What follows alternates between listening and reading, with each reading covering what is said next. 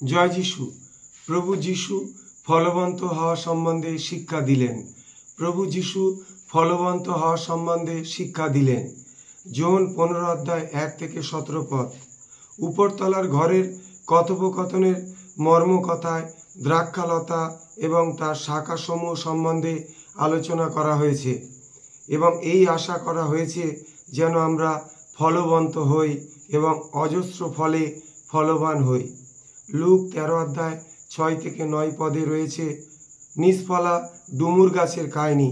যে গাছ ফল দেয় না তাকে অবশ্যই কেটে ফেলতে হবে এবং তাকে ধ্বংস করে একেবারে আগুনে পুড়িয়ে ফেলতে হবে। মতি 7 অধ্যায় 16 থেকে 20 পদ। প্রভু যিশু শিক্ষা দিয়েছেন, তাদের ফল দেখেই তোমরা চিনতে পারবে। মতি 13 অধ্যায় 1 থেকে 23 পদে বীজ বপনের উপাখ্যানের উপমায় প্রভু যিশু এই আশাই প্রকাশ করেছেন যে প্রত্যেক খ্রিস্টানই ফলবন্ত হবে। কেউ 30 গুণ, কেউ 60 গুণ, কেউ বা 100 গুণ। খ্রিস্টানদের সময়ে সময়ে ছেটে দেয়া বা পরিষ্কার করে দেওয়া উচিত, যাতে তারা আরও অধিক পরিমাণে ফলবন্ত হয়ে উঠতে পারে।